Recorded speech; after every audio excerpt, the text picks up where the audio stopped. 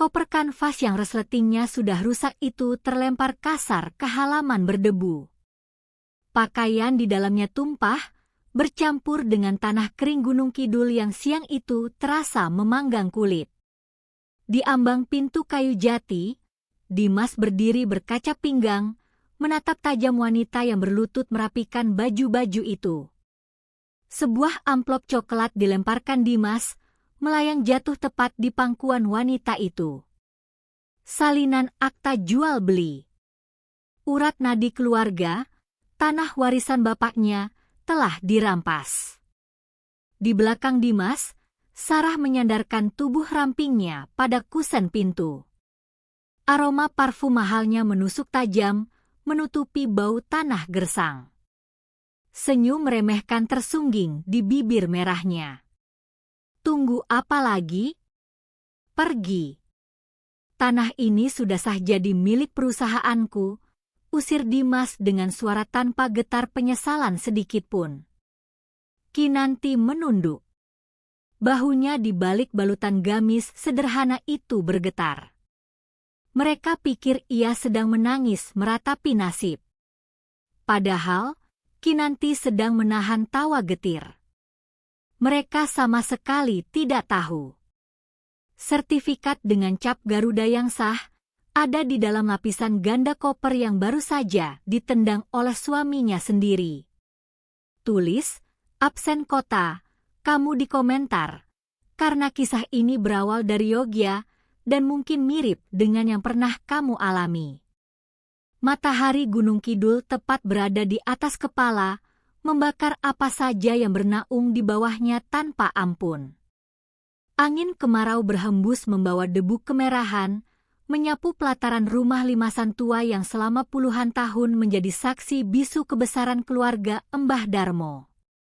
Namun siang ini, kehormatan keluarga itu sedang diinjak-injak hingga rata dengan tanah. Kinanti menyekap peluh yang merembes di keningnya, merapikan kembali lipatan kain jarik peninggalan almarhum ibunya yang terlempar keluar dari koper. Jemarinya yang biasanya memegang kapur tulis di sekolah dasar desa, kini bergetar samar. Bukan karena takut, melainkan karena menahan gejolak amarah yang mendidih di rongga dada. Kau masih belum paham juga, Kinanti? Suara Dimas memecah derik serangga yang memekakkan telinga. Pria yang 5 tahun lalu mengucapkan janji suci di depan penghulu itu kini menatapnya dengan raut jijik. Kemeja linen putih yang dikenakan Dimas tampak terlalu bersih, terlalu mahal untuk ukuran pria yang selama ini hidup dari hasil panen kayu jati milik mertuanya. Tanda tangan di akta itu sudah disahkan notaris.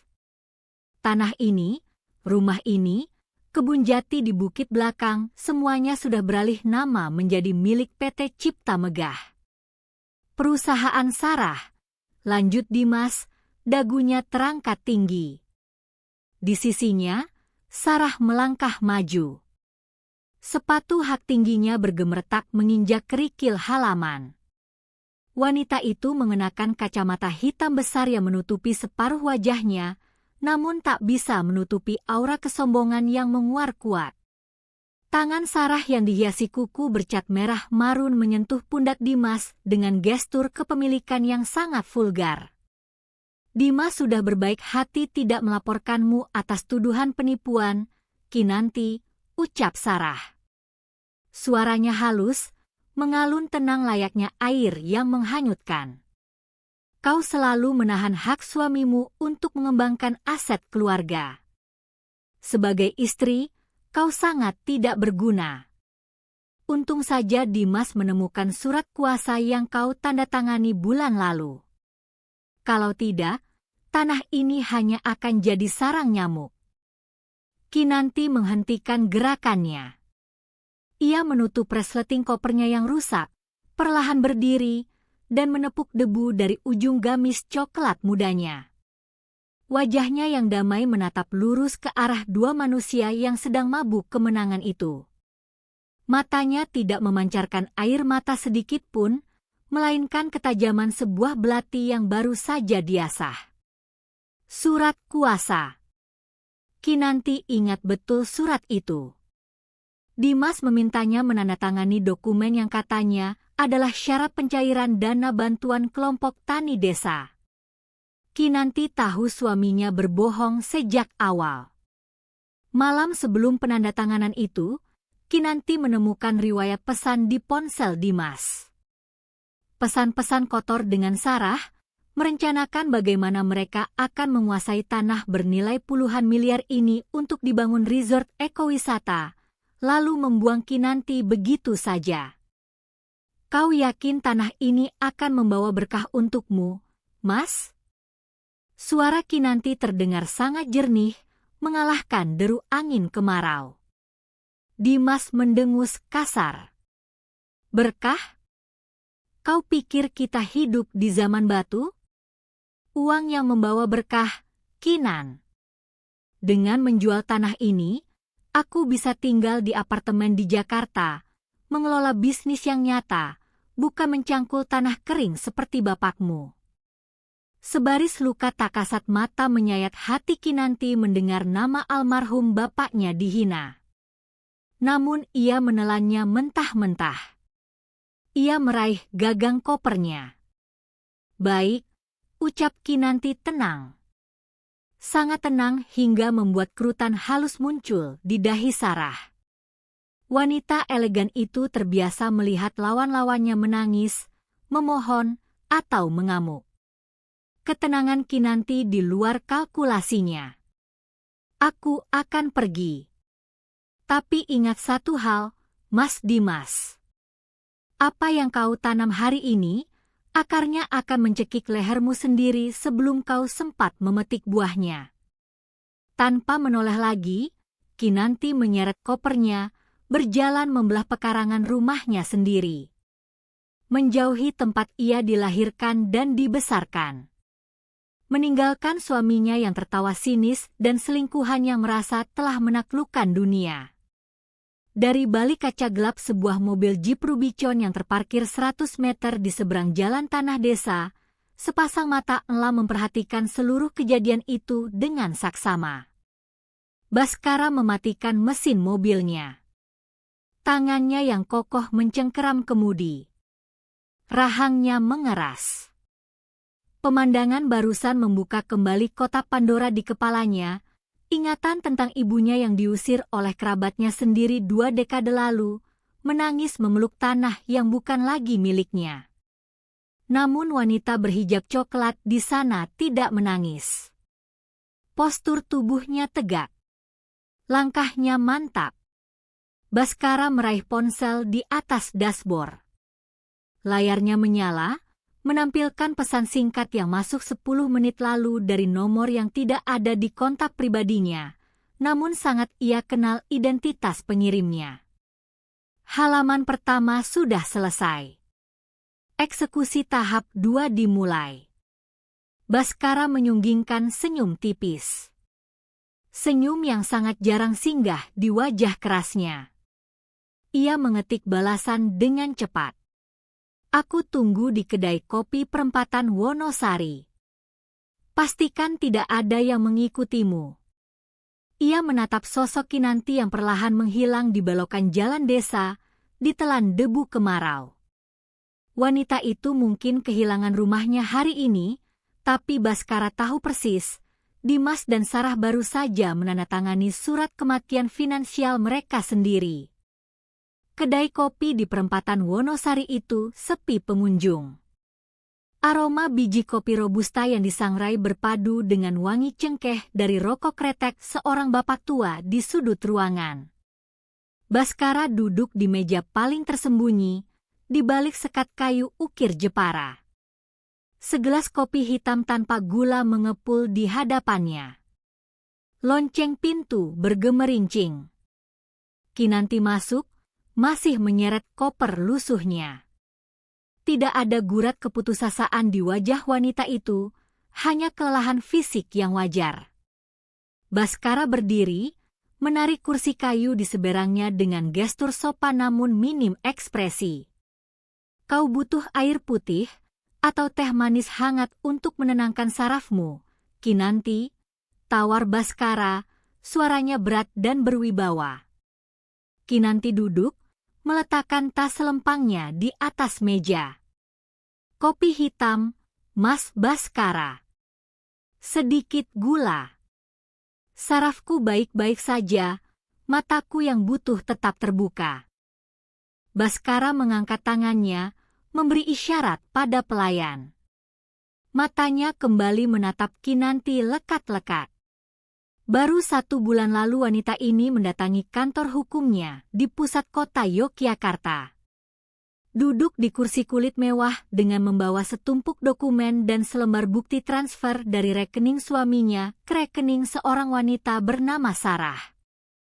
Kinanti tidak meminta cerai saat itu. Ia meminta hal yang jauh lebih berani, sebuah perangkap hukum. Dimas mengusirku tepat pukul 1 siang tadi. Sarah membawa 2 pengawal berseragam safari dan seorang pria yang kutahu adalah notaris bodong dari kota.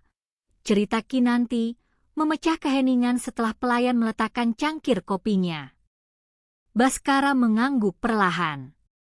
Ia mengeluarkan sebuah map abu-abu dari dalam tas kerjanya, meletakkannya di atas meja.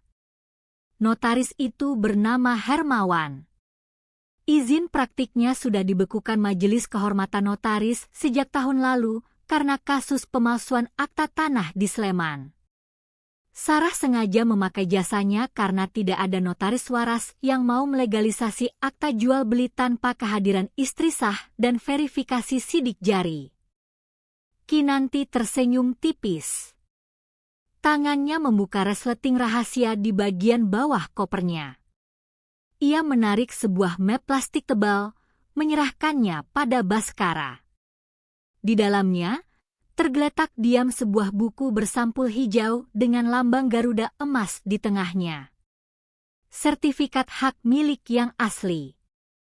Lalu, apa yang sebenarnya ditandatangani oleh Dimas tadi? Tanya Kinanti. Sebuah ilusi, jawab Baskara dingin. Jemarinya membuka map abu-abu miliknya, memperlihatkan salinan dokumen yang sangat rumit. Bulan lalu, saat Dimas menyuruhmu menandatangani surat kuasa bantuan. Aminkan seluruh aset itu kepada Yayasan Pendidikan Pelita Bangsa untuk sebuah program beasiswa abadi. Jangka waktunya 50 tahun. Suara Baskara mengalir datar, namun setiap suku katanya membawa beban hukum yang mematikan. Pria itu menyodorkan selembar salinan dokumen dengan stempel resmi Badan Pertanahan Nasional yang masih basah. Klausul hak tanggungan ini mengunci tanah bapakmu secara absolut, Kinanti. Tidak ada satupun pihak yang bisa memindahtangankan, membangun, apalagi mengubah fungsi lahan menjadi area komersial tanpa persetujuan Dewan Pengawas Yayasan. Dan sebagai ketua Dewan Pengawas sekaligus kuasa hukum mereka, aku jamin persetujuan itu tidak akan pernah terbit sampai hari kiamat. Kinanti menunduk, menatap lekat rentetan pasal dan tanda tangan di atas kertas itu. Jari telunjuknya menyusuri nama almarhum bapaknya yang tertera sebagai pemilik sah sertifikat induk. Ada desir hangat yang menjalar di dadanya, mengusir sisa-sisa hawa dingin dari pengkhianatan suaminya. Bapaknya dulu mempertahankan tanah itu dengan keringat dan darah. Kinanti tidak akan membiarkan tanah itu berubah menjadi beton mewah demi memuaskan keserakahan seorang pelakor dan suami yang tak tahu diuntung. Sarah dan Dimas memegang akta jual beli palsu, ucap Kinanti pelan, mengangkat wajahnya menatap Baskara. Baskara mengangguk. Matanya yang elang menangkap ketegaran luar biasa di balik iris coklat terang wanita di hadapannya. Notaris bodong itu memanipulasi nomor register. Secara hukum, kertas yang mereka pegang sekarang tidak lebih berharga dari bungkus kacang. BPN telah memblokir tanah itu atas namamu dan yayasan sejak 3 hari yang lalu. Baskara menutup map abu-abu itu dengan satu gerakan tegas. Ia menghabiskan sisa kopinya yang mulai mendingin. Sekarang, kita hanya perlu menunggu mereka memukul genderang perang. Sarah bukan wanita bodoh, tapi kesombongannya akan membuatnya buta. Dia akan memulai pembangunan secepat mungkin untuk memikat investor. Biar dia membangun angan-angannya setinggi langit. Mas, balas Kinanti, suaranya tenang namun mengiris.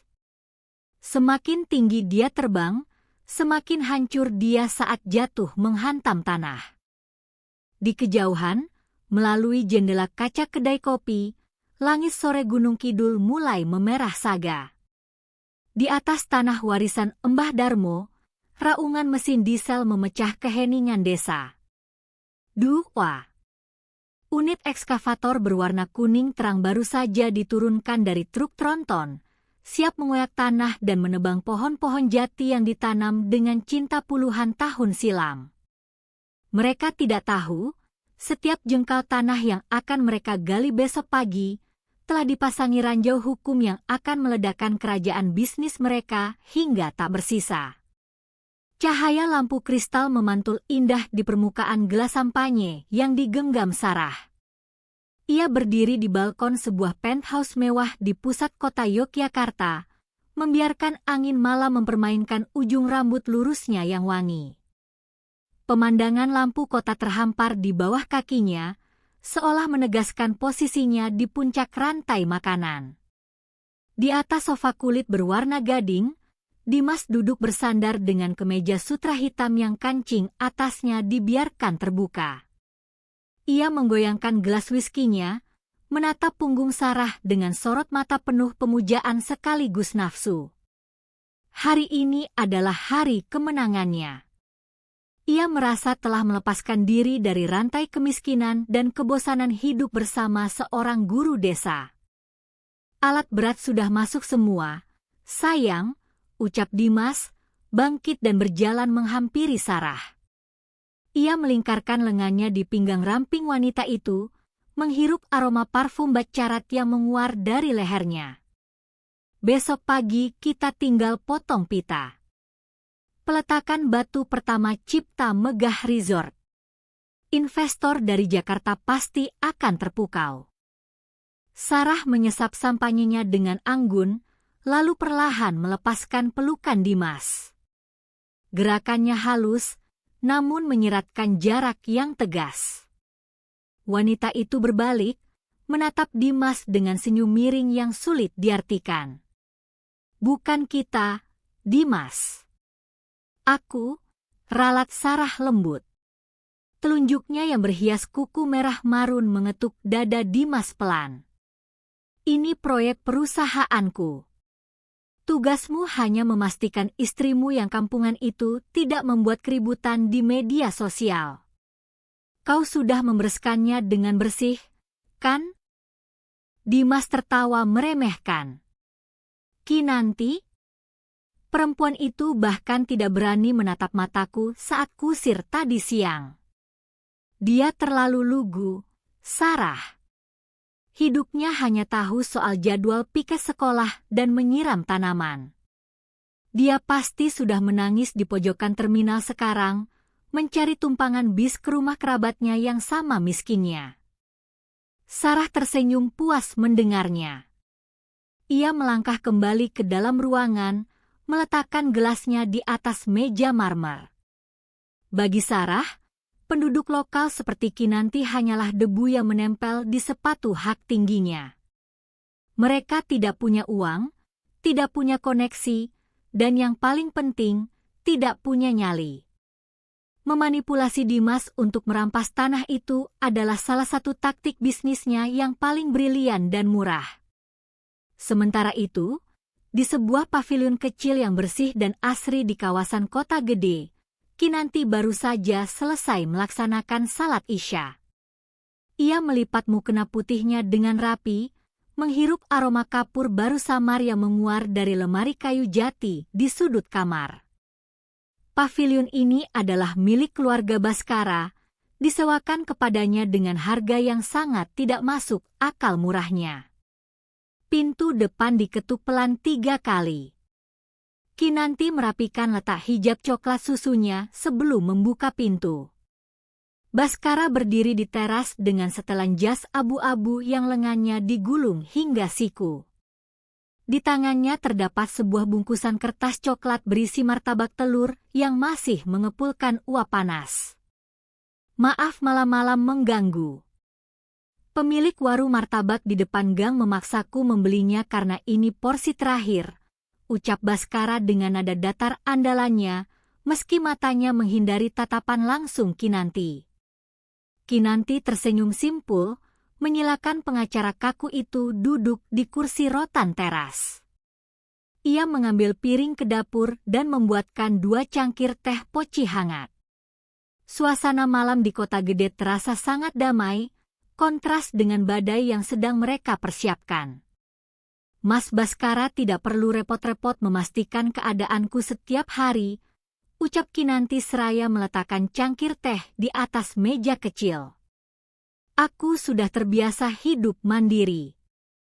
Rasa sakit karena dikhianati memang ada, tapi aku tidak punya waktu untuk meratapinya. Baskara mengambil sepotong martabak. Ia menatap Kinanti dalam diam selama beberapa detik.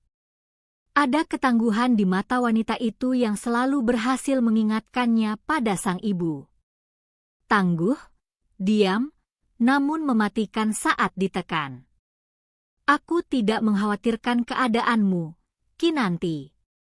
Aku sedang memastikan investasiku aman, jawab Baskara dengan dalih profesional. Besok pagi, pukul 9, Sarah akan menggelar seremoni peletakan batu pertama. Dia mengundang bupati dan beberapa investor besar dari ibu kota. Tenda VIP sudah didirikan tepat di atas makam ibumu.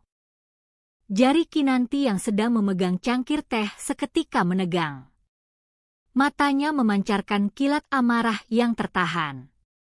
Menjual tanah warisan adalah satu hal, tapi menistakan tempat peristirahatan terakhir ibunya demi sebuah pesta keserakahan adalah sebuah penghinaan yang tak termaafkan. Baskara meletakkan makanannya. Ia merogoh saku jasnya dan mengeluarkan sebuah amplop tebal berlogo Pengadilan Negeri. Pukul 8:55, tepat sebelum mereka memotong pita, aku akan datang membawa ini, ucap Baskara, suaranya memberat, penuh dengan aura ancaman yang elegan. Surat penetapan eksekusi pengosongan lahan dari pengadilan didasarkan pada hak tanggungan yayasan. Besok, kesombongan mereka akan runtuh di depan mata semua orang yang mereka puja. Matahari pagi menyinari umbul-umbul berwarna emas dan putih yang berkibar pongah di sepanjang jalan masuk desa. Karpet merah membelah tanah kering, berujung pada sebuah tenda VIP raksasa berpendingin ruangan. Dentu musik tradisional yang dimainkan secara langsung menyambut kedatangan mobil-mobil mewah berplat nomor ibu kota. Sarah berdiri di tengah kerumunan, memancarkan pesona paripurna dengan setelan blazer sutra warna persik dan celana panjang senada. Ia menyalami para pejabat daerah dan investor dengan senyum manis yang telah ia latih ribuan kali di depan cermin. Dimas berdiri di belakangnya, mengenakan batik tulis mahal, tersenyum bangga seolah dialah pangeran dari seluruh tanah ini. Ia tidak menyadari bahwa beberapa investor bahkan tidak repot-repot menatap wajahnya saat bersalaman. Pembawa acara melalui pelantang suara mulai memberikan aba-aba. Waktu menunjukkan pukul 8:50. Pemotongan pita segera dimulai. Sarah diundang maju ke depan, diberikan sebuah gunting emas di atas nampan bludru merah. Kamera para wartawan lokal mulai berkedip-kedip, mengabadikan momen kejayaan sang ratu properti. Namun, tepat ketika Sarah mengangkat gunting emas itu, raungan sirine memecah suasana. Bukan satu, melainkan 3 mobil patroli kepolisian memasuki area proyek, diikuti oleh sebuah SUV hitam mengkilap. Iring-iringan itu berhenti tepat di ujung karpet merah, memblokir jalan masuk sepenuhnya. Debu beterbangan, mengotori sepatu-sepatu mahal para tamu undangan. Pintu SUV terbuka. Baskara turun dengan postur tegap sempurna. Ia mengenakan setelan jas hitam formal, kacamata tanpa bingkai, dan membawa sebuah koper dokumen di tangan kanannya. Di belakangnya, 2 orang juru sita pengadilan negeri dan beberapa petugas kepolisian melangkah maju dengan wajah kaku. "Apa-apaan ini?" desis Sarah, senyumnya lenyap seketika. Ia menoleh dengan marah ke arah kepala proyeknya. "Kenapa polisi bisa masuk? Usir mereka." Baskara melangkah tenang menyusuri karpet merah, membelah kerumunan tamu yang mulai berbisik-bisik panik. Ia berhenti tepat 2 meter di hadapan Sarah. Tatapannya dingin, menusuk langsung ke balik arogansi wanita itu. "Selamat pagi, Ibu Sarah," sapa Baskara dengan suara bariton yang menggema jelas tanpa perlu mikrofon. Ia membuka koper dokumennya, mengeluarkan sebuah map tebal berstempel merah, dan menyodorkannya tepat di depan wajah Sarah. "Saya Baskara, kuasa hukum Yayasan Pendidikan Pelita Bangsa. Saya membawa surat perintah eksekusi dan penghentian paksa seluruh aktivitas di atas lahan ini." Sarah terbelalak. Ia menepis map itu dengan kasar hingga jatuh ke tanah. "Lahan apa yang Anda bicarakan, pengacara? Tanah ini adalah hak milik sah PT Cipta Megah. Kami membelinya dengan prosedur yang legal. Anda mau mencoba memeras saya di depan para investor? Yang Anda beli hanyalah selembar kertas sampah yang dilegalisasi oleh notaris palsu," balas Baskara, suaranya tetap datar namun daya hancurnya luar biasa.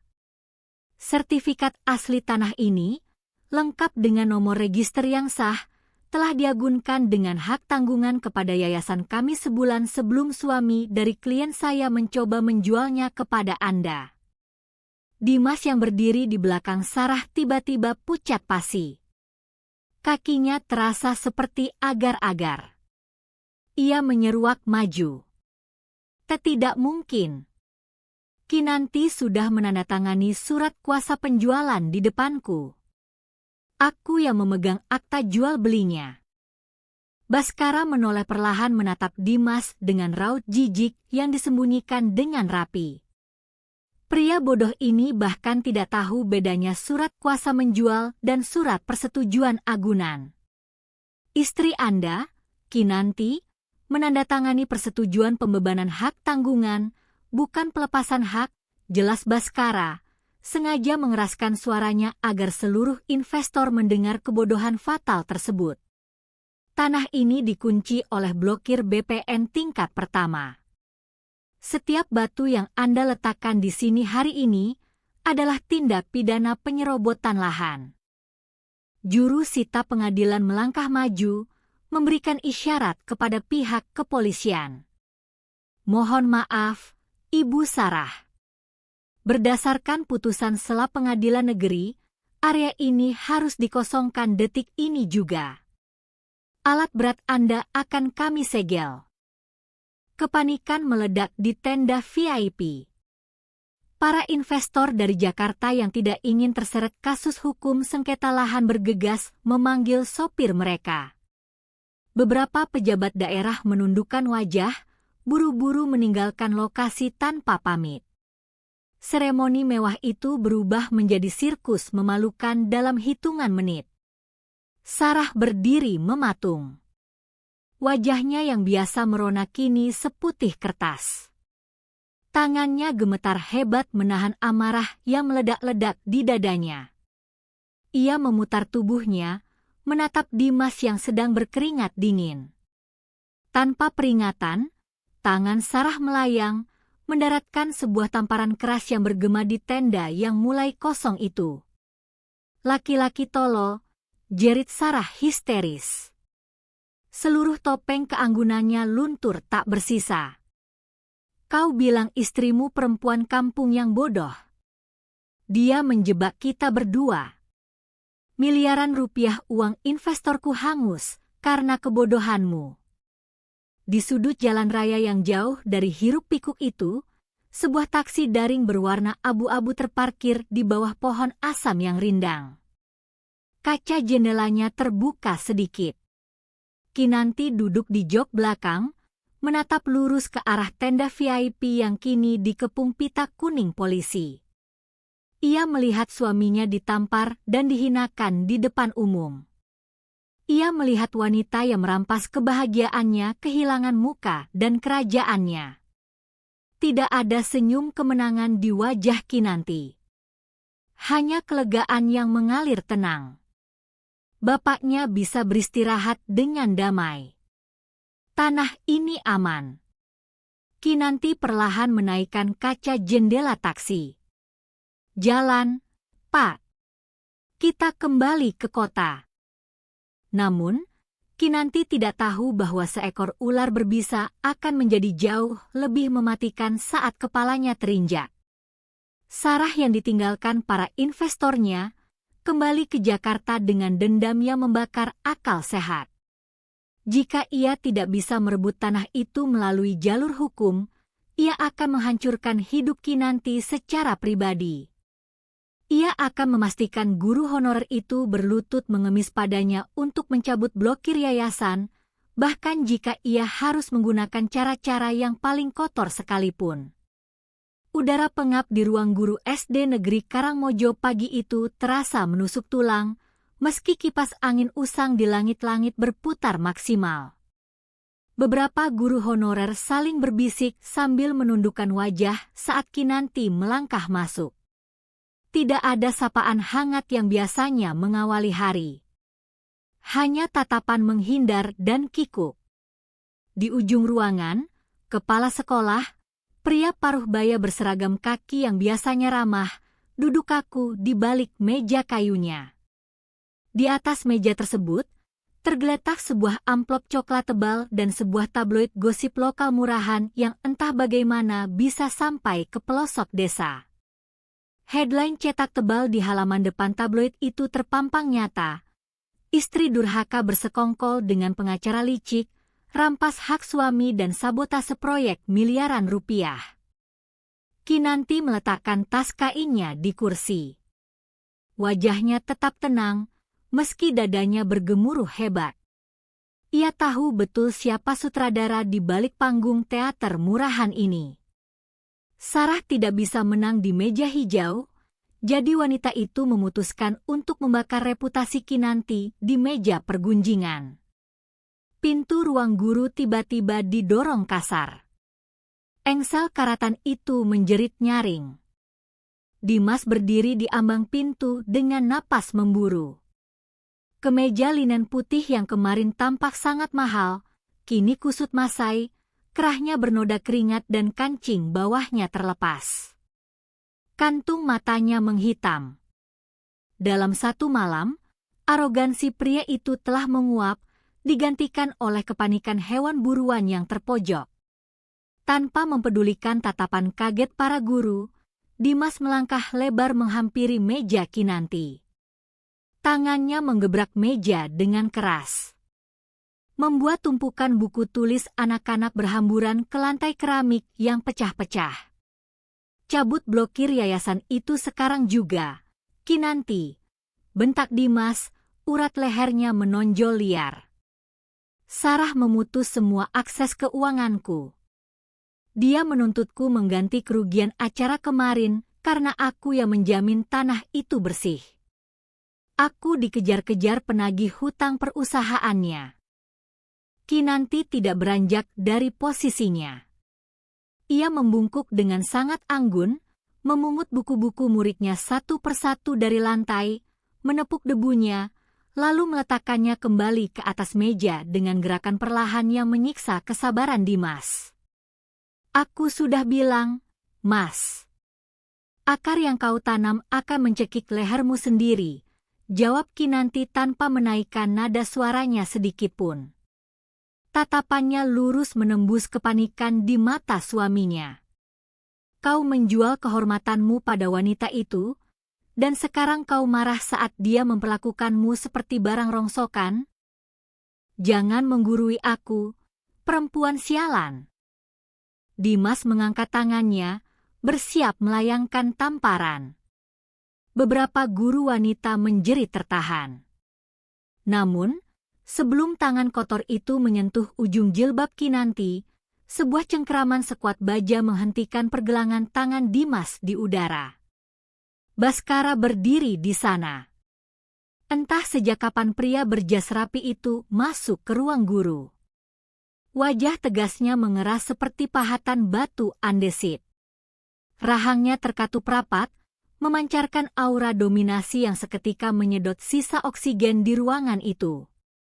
Dengan satu pelintiran halus namun mematikan, Baskara memaksa Dimas berlutut di lantai, meringis kesakitan. Tangan yang berani menyentuh klien saya, akan saya pastikan patah sebelum sidang perceraian kalian dimulai, desis Baskara tepat di telinga Dimas. Suaranya rendah, nyaris seperti geraman.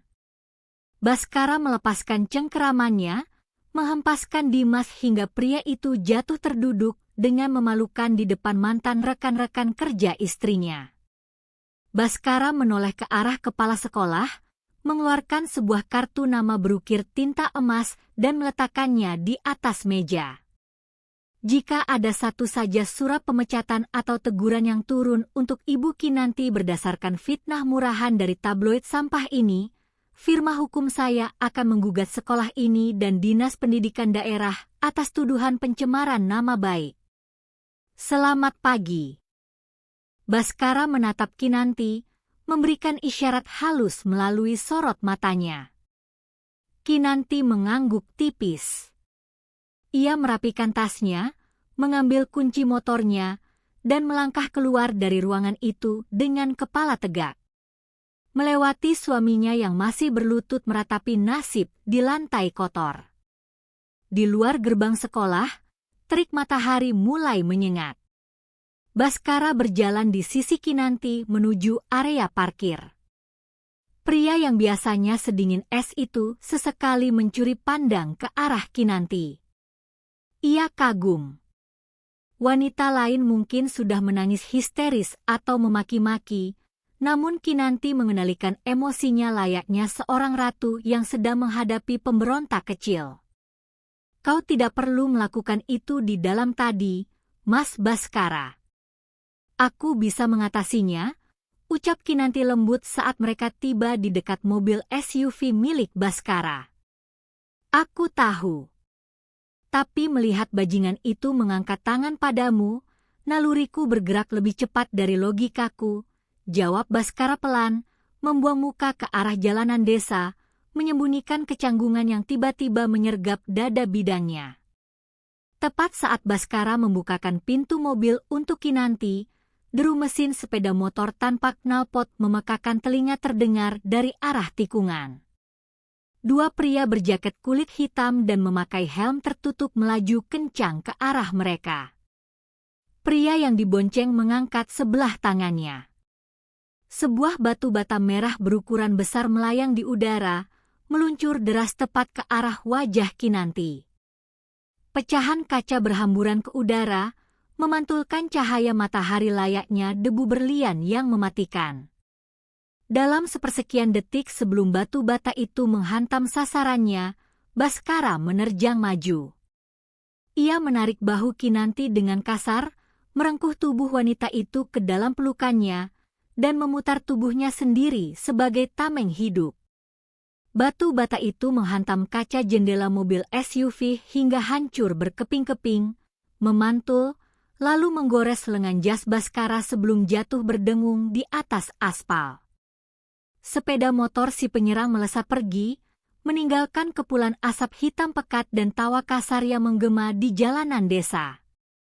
Napas Kinanti tertahan. Pipinya menempel pada dada bidang Baskara yang bergemuruh kencang.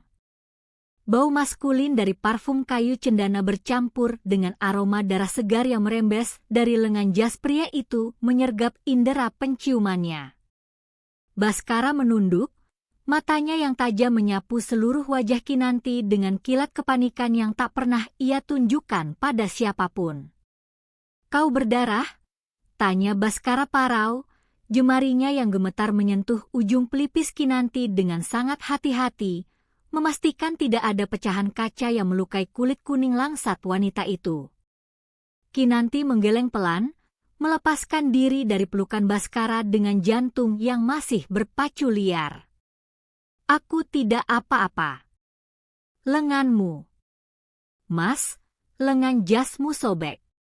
Tanganmu berdarah." Baskara melirik lengan kirinya dengan raut meremehkan, seolah goresan panjang yang meneteskan darah segar itu hanyalah gigitan nyamuk. Matanya beralih menatap batu bata yang tergeletak di aspal. Sebuah kertas kumal diikatkan pada batu itu menggunakan karet gelang. Baskara memungutnya, membuka gulungan kertas itu dengan tangan yang berlumuran darahnya sendiri. Tulisan tangan dengan spidol merah menyala tertoreh di sana. Ini baru peringatan kecil. Cabut blokir tanah itu, atau batu berikutnya akan mendarat di kepala anak-anak muridmu. Rahang Baskara mengeras hebat. Urat-urat di lehernya menonjol. Surat ancaman ini bukan lagi sekadar urusan sengketa lahan. Ini adalah teror yang menodai batas toleransinya. Trauma masa lalunya bangkit. Dulu, ibunya juga diteror oleh preman-preman sewaan mafia tanah. Rumahnya dilempari kotoran dan batu setiap malam hingga ibunya jatuh sakit dan meninggal dunia. Sarah baru saja membangunkan naga yang tertidur lelap di dalam diri Baskara. "Masuk ke mobil," perintah Baskara dingin. "Tidak ada ruang untuk bantahan. Kita kembali ke kota gede. Mulai hari ini, kau tidak boleh pergi kemanapun tanpa pengawasanku." Malam turun menyelimuti Yogyakarta dengan hawa dingin yang menusuk. Di paviliun kota gede, Kinanti membebat lengan Baskara dengan perban putih dan cairan antiseptik. Baskara duduk diam di kursi kayu ruang tamu, membiarkan jemari lembut Kinanti merawat lukanya. Kedekatan ini memunculkan kehangatan aneh yang membuat pikiran rasional Baskara sedikit kacau. Ia menatap bulu mata lentik Kinanti yang menunduk fokus, melihat bagaimana wanita itu tetap setenang air telaga meski nyawanya baru saja terancam. "Mas Baskara tidak perlu sejauh ini membelaku," bisik Kinanti, memotong sisa pita perban dengan gunting kecil. "Ini masalahku dengan Dimas dan selingkuhannya. Aku tidak ingin Mas terluka lebih parah karena urusan keluargaku." Baskara menarik lengannya perlahan. Ia mencondongkan tubuhnya ke depan, menatap langsung ke kedalaman mata Kinanti. "Ini bukan lagi sekadar urusanmu, Kinan." Sarah menggunakan cara-cara kotor yang merenggut nyawa ibuku puluhan tahun lalu. Aku tidak akan membiarkan sejarah terulang pada wanita yang... Baskara menghentikan kalimatnya, menelan sisa kata-kata itu ke dalam kerongkongannya. Ia berdeham, mengalihkan pandangan. "Pada klienku."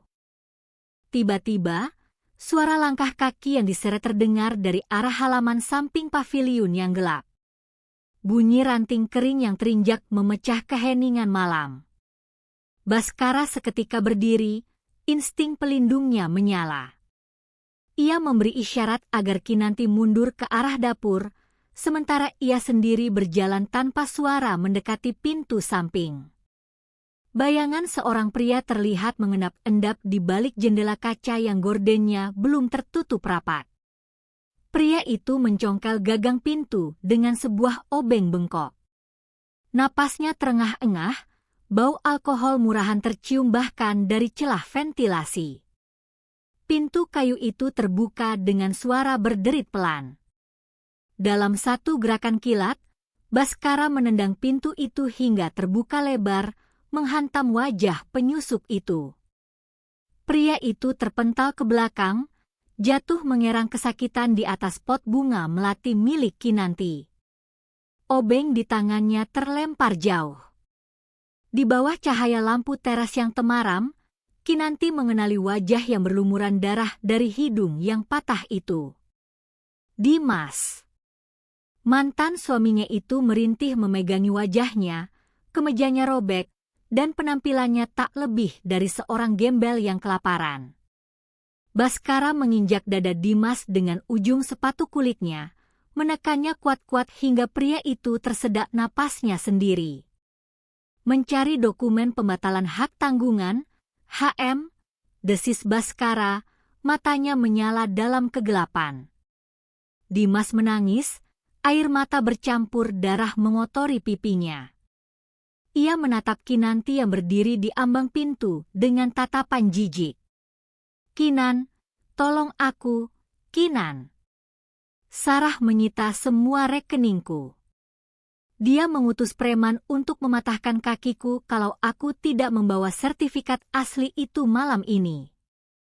Kinanti tidak menjawab. Ia hanya menatap sisa-sisa pria yang dulu pernah ia hormati itu dengan kehampaan total. Tiba-tiba, dari dalam saku celana Dimas yang robek, sebuah ponsel pintar berdering nyaring. Layarnya menyala terang, menampilkan sebuah pesan masuk dari nama kontak, Sarah. Baskara membungkuk, mengambil ponsel itu, dan membaca pesan yang terpampang jelas di layar kunci. Matanya membelalak perlahan, membaca sederet kalimat yang membuat darahnya mendidih. "Kalau kau tidak bisa mengambil sertifikat itu, siram pavilion itu dengan bensin dan bakar dari luar. Kuncinya sudah kugembok dari luar pagar. Pastikan perempuan itu hangus di dalam, atau nyawamu yang jadi gantinya." Bau menyengat cairan bensin tiba-tiba merayap masuk melalui celah bawah pintu depan pavilion. Udara kota gede yang tadinya sejuk seketika berubah pekat dan menyesakkan dada.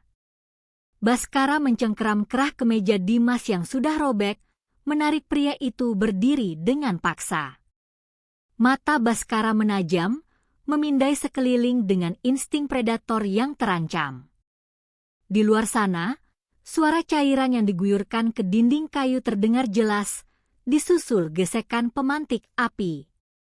Tanpa membuang waktu sedetik pun, Baskara melempar Dimas ke sudut ruangan. Ia menendang kursi kayu hingga hancur berkeping-keping, meraih salah satu kaki kursi yang tajam sebagai senjata, lalu menerjang keluar melalui jendela kaca samping yang langsung menghadap ke pekarangan gelap. Pecahan kaca berhamburan untuk kedua kalinya malam itu. Kinanti menahan napas. Tangannya mencengkeram ujung meja dapur. Ia tidak menjerit atau menangis. Otaknya bekerja dengan kecepatan penuh. Ia berlari ke wastafel, menyalakan keran air, dan membasahi selimut tebal yang ia tarik dari kamar tidurnya. Di halaman luar, perkelahian brutal terjadi dalam kesunyian yang mencekam. Seorang pria berjaket kulit tebal baru saja menyalakan korek api gas, bersiap melemparnya ke genangan bensin di teras. Baskara melompat dari kegelapan, menghantamkan balok kayu di tangannya tepat ke pergelangan tangan pria itu. Terdengar bunyi tulang retak yang ngilu. Korek api itu terlempar ke rumputan basah, padam seketika. Pria bayaran itu mengerang, mencabut sebilah pisau lipat dari saku celananya dan menyabetkan bilahnya secara membabi buta. Baskara berkelit dengan gerakan efisien. Jasnya yang sudah sobek kembali terkoyak, namun pria itu tidak mundur 1 sentimeter pun. Dengan satu tendangan berputar yang sangat bertenaga, telapak sepatu Baskara menghantam rahang sang preman hingga pria itu ambruk tak sadarkan diri di atas genangan bensinnya sendiri. Napas Baskara memburu.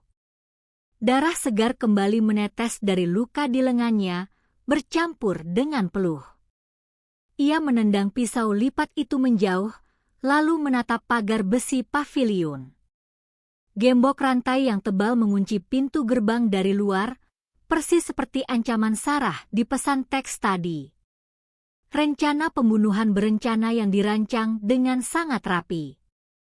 Pintu depan paviliun terbuka ditarik dari dalam. Kinanti berdiri di sana, membawa selimut basah yang meneteskan air, siap memadamkan api yang untungnya belum sempat menyala. Mata coklatnya menatap Baskara yang berdiri di tengah kegelapan, dikelilingi bau bensin dan tubuh preman yang terkapar. Ada kelegaan yang luar biasa tumpah dari tatapan wanita itu, meruntuhkan sedikit dinding es di hati Baskara. Telepon polisi, Kinanti. Pakai nomor darurat pribadiku di laci meja kerjaku. Beritahu Inspektur Wahyu, ada percobaan pemakaran dan pembunuhan berencana di propertiku. Titah Baskara tegas, mengambil napas panjang untuk menstabilkan detak jantungnya. Setengah jam kemudian, area paviliun dipenuhi kilat lampu biru merah dari mobil kepolisian. Garis polisi kuning membentang mengelilingi pekarangan. Preman bayaran itu diseret ke dalam mobil tahanan dalam keadaan diborgol. Di ruang tamu yang berantakan, Dimas duduk gemetar di lantai, dikelilingi dua petugas berseragam. Pria itu menangis terseduh-seduh, memeluk lututnya sendiri seperti anak kecil yang ketakutan. Baskara duduk di sofa yang masih utuh, membiarkan tim medis kepolisian membalut kembali lukanya dengan perban baru. Di hadapannya, Kinanti meletakkan segelas air putih hangat. Dia sudah mengakui semuanya, ucap Inspektur Wahyu, pria paruh baya berkumis tebal yang baru saja selesai menginterogasi Dimas. Ia meletakkan sebuah alat perekam suara di atas meja. Dimas dijanjikan uang tutup mulut sebesar 500 juta rupiah dan tiket penerbangan ke luar negeri malam ini juga, asalkan dia berhasil membawa sertifikat asli itu kepada Sarah. Jika gagal, preman tadi yang akan menyelesaikan tugasnya, sekaligus membakar paviliun ini untuk menghilangkan jejak. Kinanti menatap Dimas dengan raut wajah tanpa ekspresi. Tidak ada lagi rasa iba, tidak ada lagi sisa-sisa cinta. Pria yang dulu berjanji melindunginya itu baru saja setuju untuk melihatnya hangus terbakar demi segepok uang dan keselamatan nyawanya sendiri. Sarah yang merencanakan semuanya. Demi Tuhan, aku tidak tahu dia akan membakarmu. Kinan, ratap Dimas, menangkupkan kedua tangannya memohon ampun. Dia gila. Dia bilang kalau tanah itu tidak bisa dibangun, maka orang yang menguncinya harus mati agar hak tanggungannya gugur. Baskara mencondongkan tubuhnya ke depan, sorot matanya setajam belati yang menguliti jiwa Dimas. Hak tanggungan tidak akan gugur meski Kinanti tiada. Hak itu beralih ke ahli waris dan dewan pengawas yayasan. Bodoh. Baskara menoleh ke arah Inspektur Wahyu. Tolong bawa dia. Ponselnya sudah saya amankan. Semua bukti percakapan, ancaman, dan mutasi rekening dari perusahaan Sarah ke rekening Dimas ada di sana. Ini bukan lagi delik aduan biasa. Ini percobaan pembunuhan berencana. Setelah polisi membawa Dimas pergi, keheningan kembali menyelimuti ruang tamu paviliun. Bau bensin dari luar masih samar tercium. Kinanti duduk di kursi yang berseberangan dengan Baskara. Ia menundukkan wajahnya, memijat pelipisnya yang berdenyut nyeri. Lelah yang teramat sangat akhirnya menghantam pertahanannya. Melihat wanita tangguh itu akhirnya goyah, Baskara meraih sesuatu dari dalam tas kerjanya yang selamat dari kekacauan. Sebuah map coklat tipis. Ia menggesernya pelan ke hadapan Kinanti.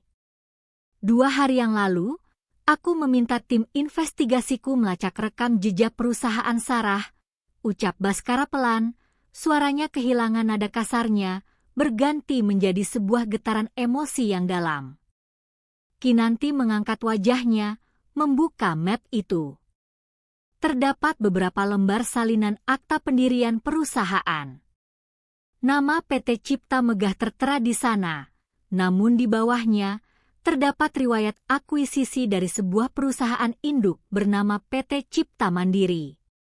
Mata Kinanti melebar saat ia membaca nama Dewan Komisaris pertama perusahaan induk tersebut. Haryo Joyo Hadi Kusumo. Ini ayah Sarah. Baskara mengangguk kaku. Rahangnya mengeras, matanya menerawang menembus dinding kayu paviliun, kembali ke 20 tahun silam. Dan PT Cipta Mandiri adalah perusahaan mafia tanah yang sama, yang memasukkan sertifikat kakekku, menyewa preman untuk melempari rumah ibuku dengan kotoran setiap malam, hingga ibuku meninggal karena serangan jantung dalam keadaan miskin dan terusir. Kinanti tertegun. Ia menatap wajah Baskara yang separuh tertutup bayangan temaram lampu. Luka di balik mata pria yang selalu tampil sempurna itu kini terbuka lebar. Luka yang berdarah dan bernanah selama puluhan tahun. Takdir tidak pernah salah alamat, Kinanti, bisik Baskara, mengepalkan tangannya hingga buku-buku jarinya memutih. Sarah tidak hanya berusaha merampas tanah bapakmu. Ia membawa darah penghancur yang membunuh ibuku. Malam ini dia melewati batas. Mulai besok, aku tidak akan hanya menahan serangannya. Aku akan meruntuhkan seluruh kerajaannya hingga ke akar yang paling dalam. Pagi turun di Yogyakarta dengan kabut tipis yang menyelimuti sisa-sisa kekacauan semalam. Paviliun Kota Gede kini dijaga oleh 2 petugas kepolisian berpakaian preman dari kejauhan. Di dalam kantor hukum Baskara yang terletak di lantai 15 sebuah gedung perkantoran modern di Jalan Sudirman, ketegangan terukur dengan sangat presisi. Kinanti duduk di depan meja kerja kaca mahoni milik Baskara. Penampilannya kembali rapi, balutan hijab biru dongkernya memancarkan ketenangan yang tajam. Ia sedang meneliti deretan angka di layar tablet, menganalisis aliran dana dari rekening PT Cipta Megah yang berhasil diekstrak oleh tim forensik digital malam tadi. Baskara berdiri membelakangi jendela kaca besar, menatap lalu lintas kota dengan lengan kiri yang masih dibalut perban di balik jas birunya. Pria itu tampak sedang menyusun papan catur mematikan di dalam kepalanya. Polisi sedang mengurus surat perintah penangkapan untuk Sarah atas tuduhan percobaan pembunuhan berencana, ucap Baskara memecah kesunyian. Tapi itu tidak cukup. Pengacaranya pasti akan memutarbalikkan fakta, menuduh Dimas bertindak sendirian karena motif sakit hati, dan Sarah akan keluar dengan uang jaminan sebelum matahari terbenam. Kinanti meletakkan tabletnya di atas meja. Matanya menyipit, menampilkan kecerdasan analitis yang selama ini terkubur di bawah perannya sebagai istri penurut. Mas benar. Jika kita menyerangnya dari sisi pidana saja, dia akan berlindung di balik kekuasaan ayahnya, kata Kinanti, suaranya tenang dan terukur. Kita harus menghancurkan apa yang paling dia hargai. Reputasinya, investasinya, dan ilusi kebesarannya. Baskara berbalik, menatap Kinanti dengan rasa penasaran yang tak bisa disembunyikan. Apa rencanamu? Sarah mengadakan peletakan batu pertama yang gagal itu untuk meyakinkan konsorsium investor dari Jakarta bahwa lahannya sudah bebas sengketa.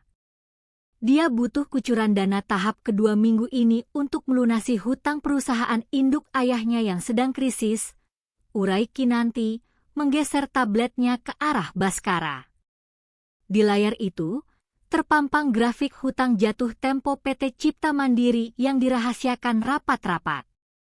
Dari mana kau mendapatkan data internal ini? Tanya Baskara takjub, menatap deretan angka merah yang fantastis itu. Kinanti tersenyum simpul, senyum yang mematikan. Selama 5 tahun menikah, Dimas selalu menggunakan laptopku untuk menyimpan cadangan file pekerjaannya. Dia terlalu bodoh untuk membuat kata sandi yang rumit. Aku menemukan dokumen audit internal Sarah yang tidak sengaja Dimas unduh dari email perusahaannya bulan lalu. Baskara terdiam. Kekagumannya pada wanita di hadapannya meroket tak terkendali. Kinanti bukan sekadar korban yang selamat, wanita ini adalah ahli strategi yang menyimpan senjatanya dalam diam. Lalu, apa langkah matinya? Tantang Baskara, seulas senyum penuh intrik mulai terbentuk di bibirnya.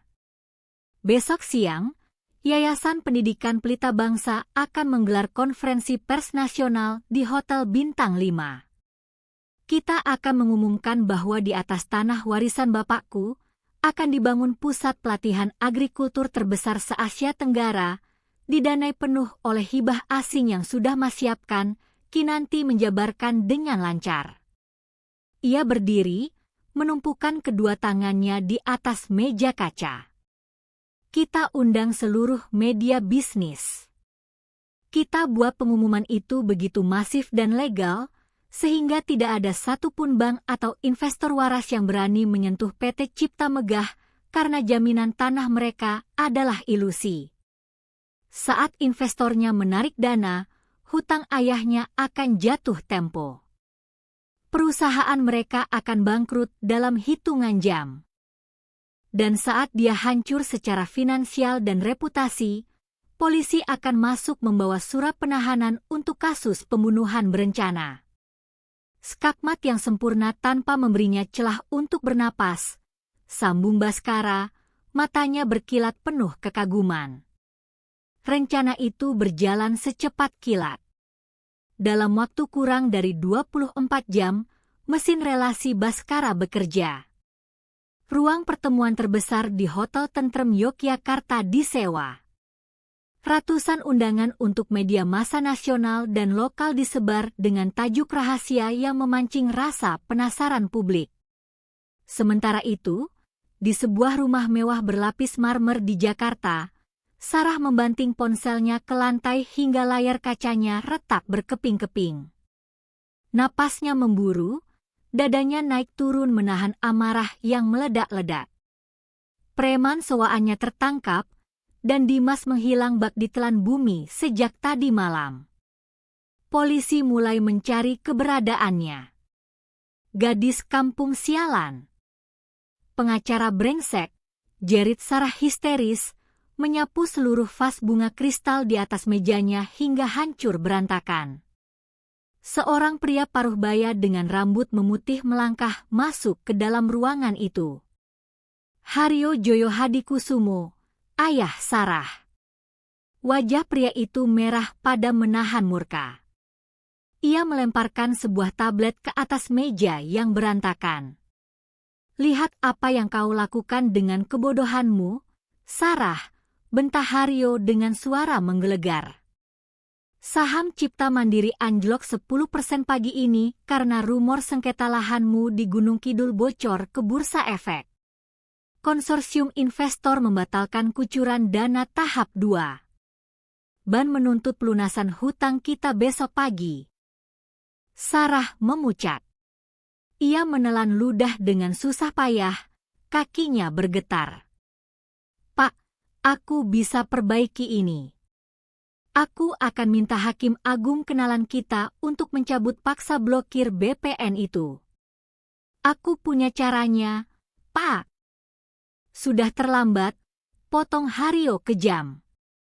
Baskara, pengacara itu, dia sengaja mengunci kita. Dan besok, dia akan menggelar konferensi pers untuk mengumumkan pembangunan di atas lahan itu. Jika berita itu naik ke media nasional, kita tamat. Mata Sarah memerah, dipenuhi urat keputusasaan dan dendam yang membutakan akal sehat. Jika ia harus hancur, ia tidak akan hancur sendirian. Ia akan menyeret Kinanti dan Bhaskara ke neraka bersamanya. Siapkan jet pribadi, Pak, desi Sarah, suaranya berubah sedingin es, menatap pecahan kaca di lantai dengan tatapan kosong yang psikopat. Aku akan berangkat ke Jogja malam ini. Aku sendiri yang akan menghentikan konferensi pers itu besok. Mereka tidak tahu siapa yang sedang mereka hadapi. Sarah meraih tas tangan kulit mahalnya. Di dalam tas itu, tersembunyi sepucuk pistol revolver kaliber 38 berwarna perak mengilat. Sebuah hadiah dari relasi gelap ayahnya di masa lalu. Bhaskara dan Kinanti mungkin bisa memenangkan perang hukum, tapi Sarah bersiap untuk memastikan mereka tidak akan pernah hidup untuk merayakan kemenangannya. Kemegahan ruang serbaguna Hotel Tentrem Yogyakarta pagi itu terasa bergetar oleh antisipasi. Karpet tebal berwarna merah marun meredam langkah puluhan jurnalis dari berbagai media nasional dan internasional. Kamera televisi telah terpasang rapi membentuk barikade di bagian belakang ruangan. Di depan, sebuah panggung berlatar belakang layar LED raksasa menampilkan logo Yayasan Pendidikan Pelita Bangsa yang bersanding dengan lambang beberapa lembaga donor agrikultur dunia. Kinanti berdiri di ruang tunggu VIP di balik panggung. Ia menatap pantulan dirinya di cermin besar berbingkai emas. Gamis hitam yang dipadukan dengan blazer tenun lurik berwarna abu-abu membuatnya tampak sangat profesional namun tetap bersahaja. Hijabnya terlipat sempurna, membingkai wajah kuning langsatnya yang memancarkan ketenangan luar biasa. Tidak ada lagi jejak istri yang terbuang dan dihinakan di tanah kering Gunung Kidul. Hari ini, ia adalah penentu nasib. Pintu ruangan terbuka pelan. Bhaskara melangkah masuk. Pria itu mengenakan setelan jas biru dongker yang dijahit khusus untuk menyembunyikan perban tebal di lengan kirinya. Matanya yang tajam menyapu penampilan Kinanti dari atas ke bawah, dan untuk sesaat, langkah pengacara dingin itu terhenti. Kekaguman yang tak bisa lagi ia tutupi dengan dalih profesionalitas, terpancar jelas dari sorot matanya. Kau siap menghancurkan sebuah kerajaan hari ini, Kinanti? Tanya Bhaskara, suaranya berat, mengisi seluruh sudut ruangan VIP yang kedap suara itu. Kinanti berbalik, tersenyum dengan sorot mata yang tak gentar sedikit pun. Kerajaan yang dibangun di atas air mata orang lain memang sudah seharusnya runtuh, Mas. Aku hanya menjadi perantara badainya. Bhaskara melangkah mendekat, berhenti tepat 1 jengkal di hadapan Kinanti. Aroma kayu cendana dari tubuh pria itu memberikan rasa aman yang tak terlukiskan bagi Kinanti. Bhaskara mengeluarkan sebuah pin kecil berbentuk padi dari dalam saku jasnya, lalu menyodorkannya. Pakailah ini di kerah blazermu. Pin ini dulu milik ibuku. Suara Bhaskara merendah, getaran emosi yang sangat jarang ia tunjukkan kini terdengar jelas. Beliau tidak pernah sempat melihat keadilan ditegakkan atas tanahnya yang dirampas. Hari ini, kau membawa keadilan itu untuk bapakmu, dan secara tidak langsung untuk ibuku. Kinanti menatap pin emas kecil itu, lalu menatap mata Bhaskara yang menyimpan lautan luka masa lalu. Dengan tangan sedikit gemetar, Kinanti menerima pin tersebut dan menyematkannya di kerah tenun luriknya. Ia mengangguk pelan, sebuah janji tanpa suara yang mengikat dua jiwa yang sama-sama pernah dihancurkan oleh keserakahan. Di luar ruangan, jam raksasa di lobi hotel menunjukkan tepat pukul 10 pagi. Namun, di tengah lautan manusia dan kilat lampu kamera di ruang serbaguna, sebuah anomali menyusup masuk. Sarah berhasil melewati penjagaan keamanan di pintu samping berkat kartu akses VIP yang ia peroleh dari relasi bisnis ayahnya di Yogyakarta. Wanita itu mengenakan mantel panjang berwarna hitam, kacamata gelap besar, dan topi lebar yang menutupi separuh wajahnya. Penampilan Sarah jauh dari kata elegan. Rambut lurusnya yang biasa tertata rapi kini sedikit berantakan akibat penerbangan dadakan yang diwarnai kepanikan. Riasan wajahnya tak mampu menyembunyikan lingkaran hitam di bawah mata dan urat-urat kemarahan yang menonjol di pelipisnya. Napasnya terengah-engah, memburu seperti hewan buas yang kehilangan wilayah kekuasaannya. Sarah berdiri di sudut paling gelap di ruangan itu, berbaur dengan bayangan pilar pualam. Matanya yang memerah menatap tajam ke arah panggung utama. Di dalam saku mantel hitamnya, jemari Sarah yang bergetar hebat mencengkeram gagang dingin sebuah revolver kaliber 38. Logikanya telah mati, hangus terbakar oleh runtuhnya harga diri dan kebangkrutan perusahaan keluarganya yang terjadi hanya dalam hitungan jam sejak fajar menyingsing tadi. Suara pembawa acara menggema, meminta seluruh hadirin untuk tenang. Lampu ruangan diredupkan, memfokuskan cahaya pada podium kayu jati di atas panggung. Hadirin sekalian, mari kita sambut perwakilan Dewan Pengawas Yayasan Pendidikan Pelita Bangsa sekaligus inisiator utama Pusat Pelatihan Agrikultur Terpadu, Ibu Kinanti. Tepuk tangan bergemuruh. Kinanti melangkah keluar dari balik tirai. Posturnya tegak, dagunya terangkat dengan keanggunan seorang pemenang. Di saat Kinanti mulai berbicara ke arah mikrofon, di sudut ruangan yang gelap, ibu jari Sarah perlahan menarik pelatuk revolvernya ke belakang, menghasilkan bunyi klik logam yang sangat pelan namun mematikan. Selamat pagi, rekan-rekan media dan para tamu kehormatan. Suara Kinanti mengalun jernih dan tegas melalui sistem tata suara hotel, membius seluruh ruangan dalam kesunyian. Hari ini, kita tidak hanya mengumumkan sebuah proyek bernilai ratusan miliar. Kita sedang menancapkan sebuah tonggak sejarah perlawanan. Kinanti mengedarkan pandangannya ke seluruh penjuru ruangan. Di barisan paling depan, Baskara berdiri bersedekap, mengawasinya dengan tatapan bangga. Selama puluhan tahun, para petani di pelosok Gunung Kidul, termasuk almarhum bapak saya, seringkali menjadi korban praktik manipulasi lahan. Lanjut Kinanti, kata-katanya mengalir seperti pedang yang menebas tanpa ampun. Ada pihak-pihak yang merasa berhak merampas ruang hidup masyarakat kecil demi membangun resort mewah atau beton-beton komersial. Mereka menggunakan celah hukum, notaris palsu, hingga memanipulasi kelemahan anggota keluarga sendiri. Kamera televisi merekam setiap kata yang diucapkan Kinanti. Para jurnalis mencatat dengan gila-gilaan. Skandal mafia tanah selalu menjadi berita utama yang seksi, apalagi ketika nama PT Cipta Megah mulai menjadi bisik-bisik di bursa efek pagi ini. Di sudut ruangan, dada Sarah bergemuruh seperti gunung berapi yang siap meletus. Ia mendengar tawa kecil dan bisikan dari beberapa jurnalis bisnis di dekatnya yang menyebut-nyebut kejatuhan saham perusahaan ayahnya. Hinaan itu membakar setiap sel saraf di otak Sarah. Gadis kampung di atas panggung itu sedang menelanjanginya di depan seluruh negeri. Namun hari ini, suara Kinanti semakin menguat, memancarkan wibawa yang tak terbantahkan. Lahan seluas 10 hektar tersebut telah resmi diikat dengan hak tanggungan abadi. Kami akan membangun pusat pelatihan agrikultur yang dibiayai penuh oleh hibah internasional.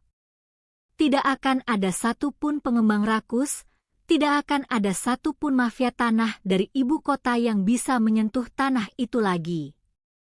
Kalimat terakhir Kinanti adalah pemicu ledakannya. Perempuan jalang. Sebuah jeritan histeris dan melengking merobek keheningan ruangan. Sarah melompat keluar dari balik pilar. Kacamata hitam dan topinya terlempar ke lantai. Wajah aslinya yang pucat dan dipenuhi urat kemarahan terekspos di bawah sorot lampu. Kepanikan meledak seketika saat ratusan pasang mata melihat wanita berkutub hitam itu mengangkat tangan kanannya. Moncong perak dari revolver kaliber 38 memantulkan cahaya lampu kilat kamera, tertuju lurus ke arah dada Kinanti di atas panggung. Wartawan berteriak histeris, tiarap, dan saling injak berusaha mencari perlindungan. Waktu seakan berjalan sangat lambat. Kinanti membeku di balik podium. Otaknya belum sepenuhnya memproses ancaman maut yang berjarak hanya belasan meter darinya. Namun, insting bertahan hidup Baskara yang telah ditempa oleh kejamnya jalanan masa lalu bereaksi lebih cepat dari peluru. Sebelum jari telunjuk Sarah menyelesaikan tekanannya pada pelatuk, Baskara sudah melompat ke atas panggung bagaikan macan kumbang. Dor! Suara letusan senjata api yang memekakan telinga menghentak dinding-dinding ruang serbaguna. Asap mesiu mengepul di udara. Bersamaan dengan letusan itu, Baskara menerjang tubuh Kinanti, mendekap wanita itu erat-erat dan menjatuhkan mereka berdua ke balik podium kayu jati yang tebal. Serpihan kayu berhamburan saat peluru itu menembus ujung podium, hanya meleset beberapa sentimeter dari kepala Kinanti, namun menyerempet keras bahu kanan Baskara. Pria itu menggeram tertahan, menyembunyikan rasa sakit luar biasa saat tubuh mereka menghantam lantai panggung. Di bawah sana, sebelum Sarah sempat mengarahkan senjatanya untuk tembakan kedua, Inspektur Wahyu dan 3 anggota kepolisian berpakaian preman yang memang sudah disiagakan Baskara menerjang dari arah kerumunan. Mereka menghantam tubuh Sarah dengan brutal. Senjata api itu terlempar jauh meluncur di atas karpet. "Lepaskan aku! Lepaskan! Aku akan bunuh perempuan miskin itu. Dia menghancurkan keluargaku," jerit Sarah meronta-ronta dengan tenaga yang tidak masuk akal. 2 polisi bertubuh besar menekan Sarah tertelungkup di atas lantai. Tangan wanita elegan yang biasa merawat kukunya di salon mahal itu kini dipelintir paksa ke belakang punggung. Suara logam borgol yang dikunci mengakhiri perlawanan fisiknya. Di saat yang sama, puluhan fotografer yang perlahan bangkit dari balik kursi, berlomba-lomba membidikkan kamera mereka. Kilat cahaya dari puluhan kamera membombardir wajah Sarah yang menempel di karpet. Lipstiknya luntur, rambutnya acak-acakan, matanya melotot gila. Ratu properti yang sombong itu kini menjadi tontonan publik paling memalukan. Jatuh dengan cara yang paling hina, terekam secara langsung, dan akan menjadi halaman depan seluruh surat kabar keesokan harinya. Di atas panggung, di balik podium yang hancur, Kinanti membuka matanya dengan napas tersengal. Bau mesiu menyesakkan dadanya.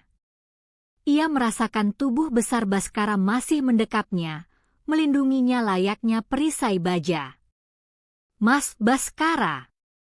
Bisik Kinanti bergetar, mencoba melepaskan diri perlahan. Baskara sedikit melonggarkan pelukannya. Wajah pria itu pucat, keringat dingin membasahi keningnya. Saat Baskara mencoba bangkit bertumpu pada lututnya, Kinanti melihat darah segar merembes deras, menembus jas biru dongker pria itu di bagian bahu kanan, menetes mengotori lantai panggung. Pria yang tak pernah terlihat lemah itu kini memejamkan mata, menahan sakit yang merobek kesadarannya, sementara sirene ambulans mulai terdengar meraung dari kejauhan. Bau tajam karbol dan obat-obatan menguar di udara, menggantikan aroma mesiu yang menempel di ingatan Kinanti. Di ruang rawat VVIP Rumah Sakit Bethesda, suara detak monitor jantung menjadi satu-satunya ritme yang memecah kesunyian. Cahaya matahari sore menerobos lewat celah kerai jendela, jatuh tepat di atas selimut putih yang menutupi separuh tubuh Baskara. Pria itu terbaring pucat. Bahu kanannya dibalut perban tebal yang sedikit menampakkan bercak merah di bagian tengahnya.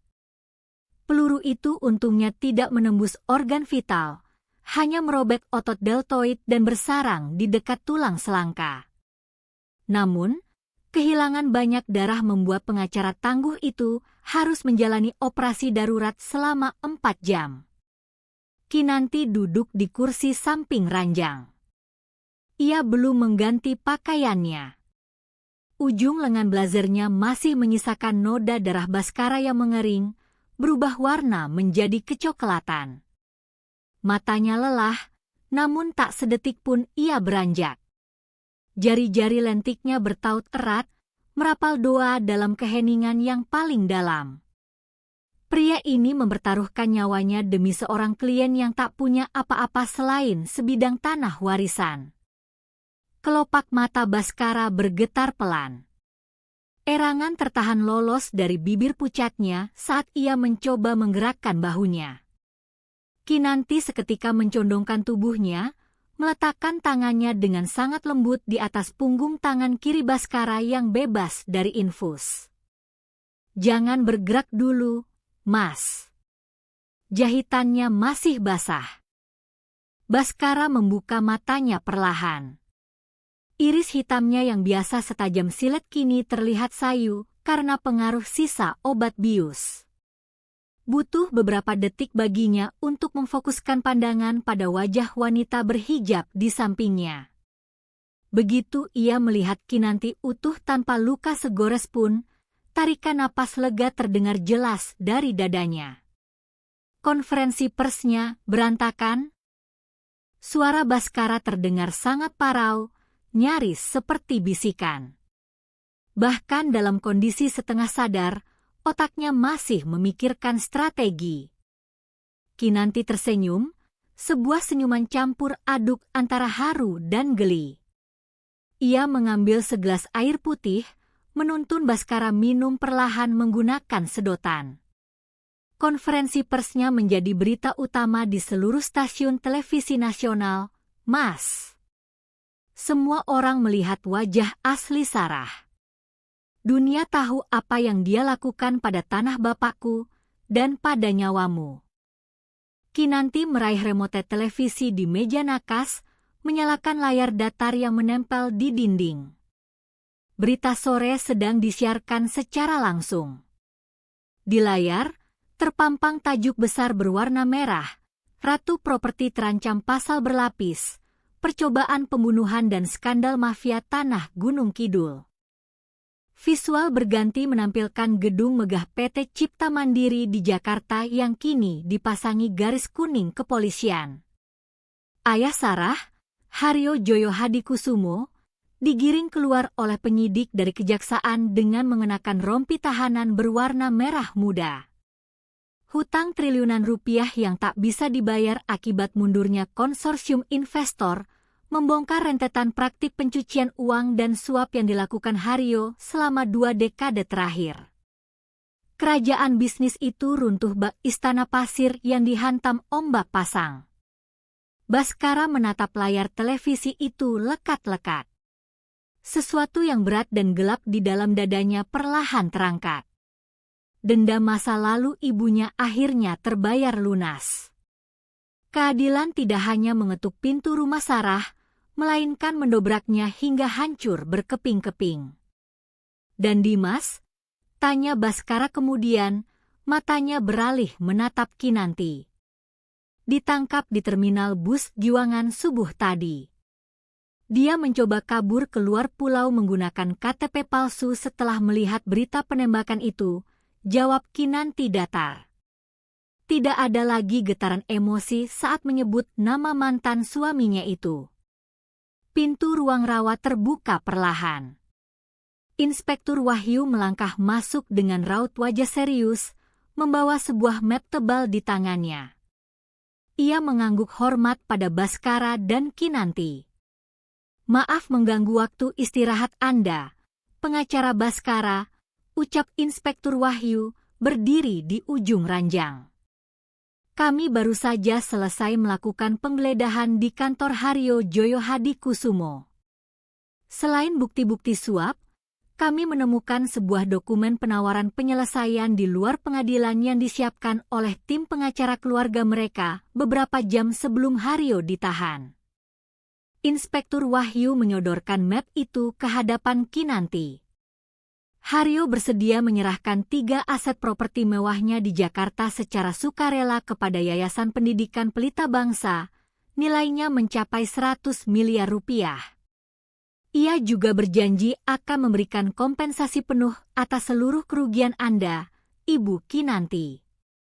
Mata Baskara menyipit tajam. Lalu, apa syarat dari kemurahan hati yang tiba-tiba ini, Inspektur? Hario meminta Anda berdua mencabut laporan percobaan pembunuhan atas putrinya, Sarah. Jika laporan dicabut, Sarah hanya akan dijerat dengan pasal perusakan fasilitas dan kelalaian senjata api ringan.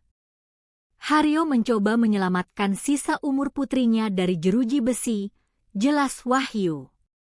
Keheningan seketika menyergap ruangan itu. 100 miliar rupiah. Angka yang tidak pernah terbayangkan oleh Kinanti seumur hidupnya. Angka yang bisa membangun 10 pusat agrikultur, menyekolahkan ribuan anak desa, dan mengubah hidupnya menjadi seorang konglomerat baru. Baskara menoleh perlahan menatap Kinanti. Ia sengaja tidak mengeluarkan argumen hukum apapun.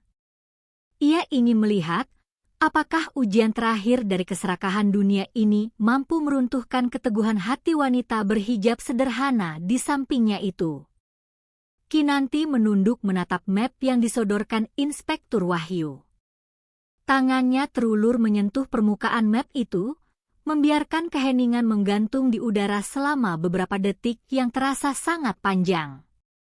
Bawa kembali kertas ini kepada pengacara keluarga Hario, Inspektur. Suara Kinanti memecah kesunyian, datar dan sedingin es batu. Ia mendorong map itu menjauh dari pandangannya tanpa membukanya sama sekali. Inspektur Wahyu mengangkat alisnya, sedikit terkejut. Ibu Kinanti tidak ingin mempertimbangkannya?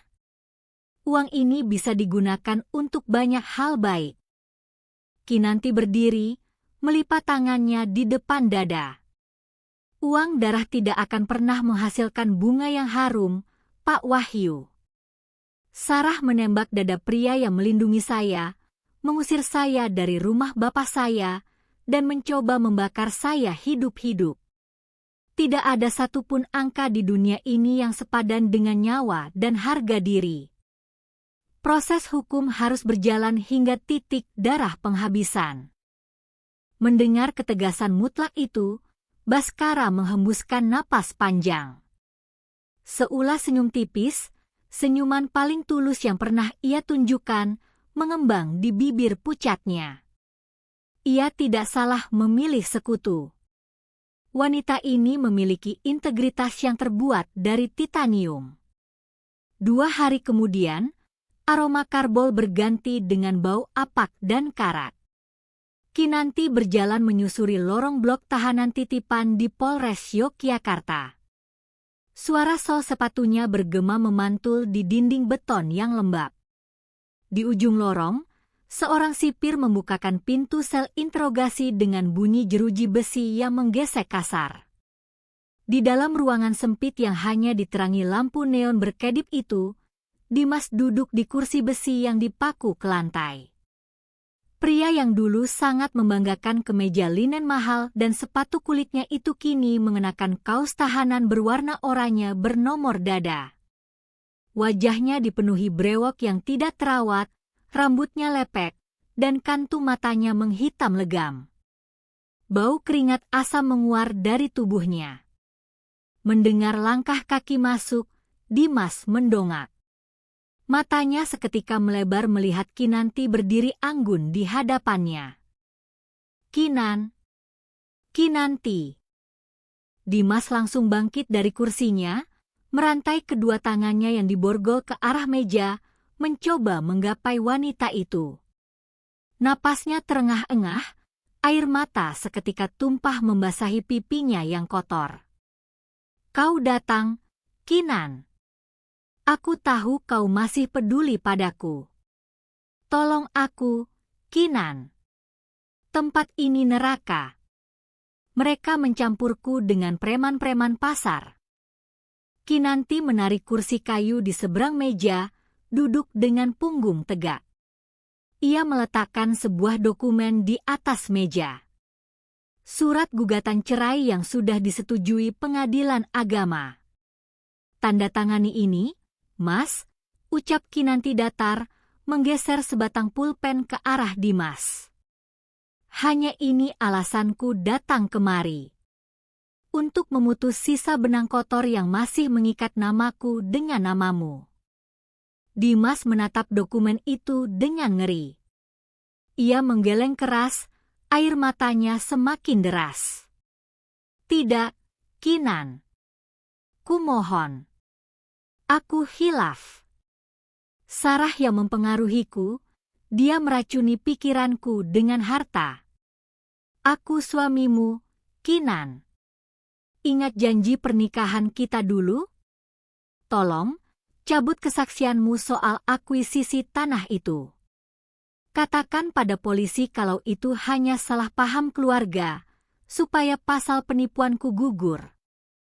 Dimas berlutut di lantai yang dingin, mengabaikan rasa sakit saat tulang keringnya menghantam beton.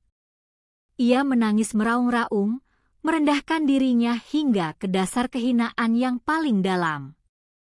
Kinanti menatap pemandangan menyedihkan itu tanpa sedikit pun rasa iba di matanya. Rasa sakit yang dulu mencabik-cabik hatinya saat diusir dari rumah bapaknya, kini telah sembuh sepenuhnya, digantikan oleh ketegaran baja. Kau memohon padaku atas nama pernikahan, setelah kau menyeret koperku dan mengusirku di siang bolong. Kinanti merendahkan suaranya, tajam dan menusuk hingga ke ulu hati Dimas. Kau memohon atas nama cinta, setelah kau menyetujui rencana Sarah untuk menyiram rumahku dengan bensin dan membakarku hidup-hidup. Kinanti bangkit dari kursinya, menatap Dimas dari atas. Suamiku sudah mati di hari dia melempar koperku ke halaman, Mas Dimas. Pria yang ada di bawah kakiku sekarang hanyalah seorang pengecut yang sedang menuai badai dari benih pengkhianatannya sendiri. Tanda tangani surat itu, atau pengacaraku yang akan memaksamu menandatanganinya di pengadilan dengan cara yang jauh lebih menyakitkan. Tangan Dimas bergetar hebat. Ia tahu ia tidak memiliki pilihan lain. Dengan sisa-sisa tenaga yang ada, ia meraih pulpen itu dan membubuhkan tanda tangannya di atas materai, meresmikan kehancuran total hidupnya. Kinanti mengambil dokumen itu, memasukkannya ke dalam tas, dan berbalik tanpa mengucapkan sepatah kata pun.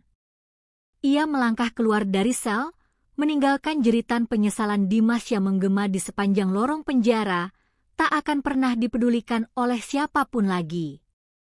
Di luar gedung kepolisian, langit biru cerah menaungi Yogyakarta. Udara terasa begitu bersih dan lapang. Baskara berdiri menyender di pintu mobil SUV hitamnya yang kaca depannya sudah diperbaiki. Lengan kanannya disangga menggunakan arm sling berwarna hitam. Ia mengenakan kemeja biru muda yang santai, jauh dari kesan kaku yang biasanya ia tampilkan. Melihat Kinanti keluar dari gerbang dengan langkah ringan, Baskara membukakan pintu penumpang. Semuanya sudah selesai? Tanya Baskara lembut saat Kinanti mendekat. Tidak ada lagi beban yang tertinggal, Mas, jawab Kinanti, tersenyum tulus hingga matanya menyipit membentuk bulan sabit. Gunung Kidul memanggil kita pulang. Perjalanan menuju Gunung Kidul terasa sangat berbeda kali ini. Tidak ada lagi ketegangan dan rencana hukum yang rumit di kepala mereka. Mobil SUV itu melaju membelah jalanan berkelok yang membelah perbukitan Kars. Di sebelah Kinanti, Baskara mengemudi dengan satu tangan, namun dengan ketenangan yang luar biasa. Setibanya di pelataran rumah limasan tua peninggalan Bapak Kinanti, suasana sepi namun damai menyambut mereka. Tenda VIP yang dulu berdiri pongah telah dibongkar tak bersisa. Ekskavator kuning itu sudah disita negara. Tanah kering itu kembali bernapas, menunggu disirami oleh hujan dan digarap oleh tangan-tangan yang tulus. Kinanti berjalan menuju bukit kecil di belakang rumah, tempat rimbunan pohon jati berdiri kokoh menantang kemarau. Angin berhembus menyapu dedaunan kering. Baskara berjalan menyusul di belakangnya, langkahnya pelan, menikmati setiap detik kebebasan di atas tanah yang berhasil ia pertahankan dari cengkeraman masa lalunya. Di atas bukit itu, menghadap kehamparan lembah Gunung Kidul yang luas, langkah Kinanti terhenti. Ia berbalik, menatap pria yang telah menjadi perisai hidupnya selama beberapa bulan terakhir. Namun, sebelum Kinanti sempat mengucapkan terima kasih yang kesekian kalinya, Baskara melangkah maju, memangkas jarak di antara mereka. Wajah pria itu berubah sangat serius, topeng pengacara dinginnya lurus sepenuhnya, menyisakan seorang pria biasa yang sedang meruntuhkan benteng pertahanan terakhir di hatinya. Tanah ini sudah aman, Kinanti. Yayasan sudah mengambil alih pengelolaannya, dan hidupmu sudah kembali. Suara Baskara mengalun berat, bergetar oleh sebuah perasaan yang selama ini ia kunci rapat-rapat. Tugasku sebagai pengacaramu secara resmi berakhir hari ini. Baskara menatap mata coklat Kinanti dalam-dalam, menembus jiwa wanita itu. Tapi, ada satu kontrak seumur hidup yang belum kubuat. Dan kali ini, aku tidak ingin menjadi pengacaramu.